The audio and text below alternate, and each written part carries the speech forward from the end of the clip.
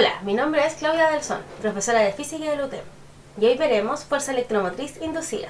Espero les sea de utilidad. Fuerza electromotriz inducida.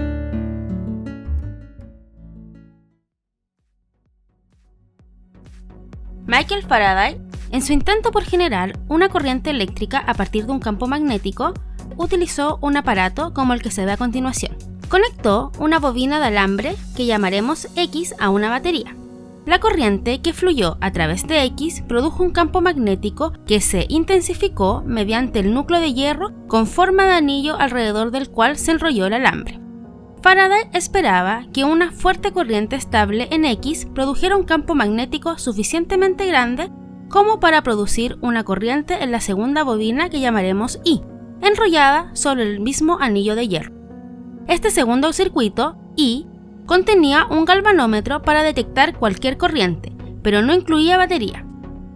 No tuvo éxito con corrientes constantes, pero el efecto que buscaba se observó finalmente cuando Faraday notó que la aguja del galvanómetro en el circuito Y se movía notablemente en el momento en que se cerraba el interruptor en el circuito X. Y la aguja del galvanómetro se movía notoriamente en la dirección opuesta cuando se abría el interruptor en X. Una corriente constante en X producía un campo magnético constante que no producía corriente en Y. En Y se producía una corriente solo cuando la corriente en X iniciaba o se detenía. Faraday concluyó que, aunque un campo magnético constante no produce corriente en un conductor, un campo magnético variable puede generar una corriente eléctrica. Tal corriente se llama corriente inducida. Cuando cambia el campo magnético a través de la bobina y se induce en ella una corriente como si estuviera conectada a una fuente de FEM.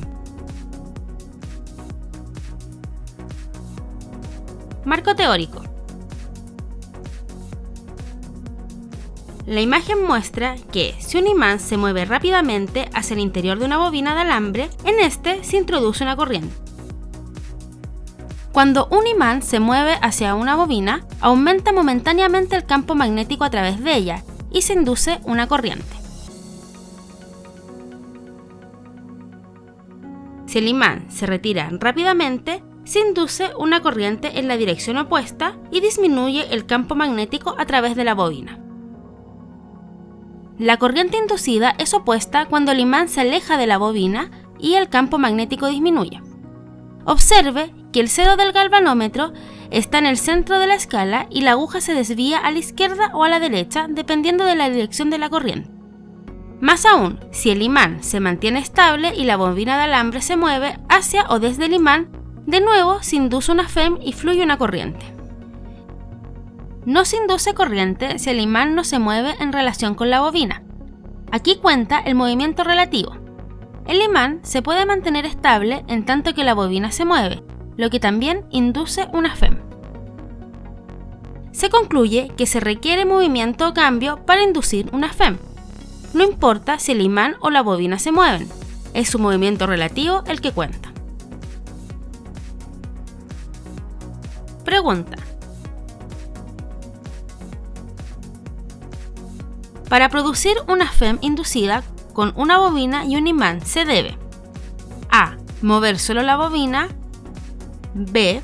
Mover solo el imán, C.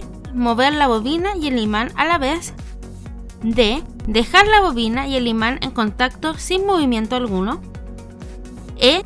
Da lo mismo si se mueve la bobina y el imán, lo importante es que uno de los dos se mueva. La respuesta correcta es la E. No importa si el imán o la bobina se mueven, es su movimiento relativo el que cuenta.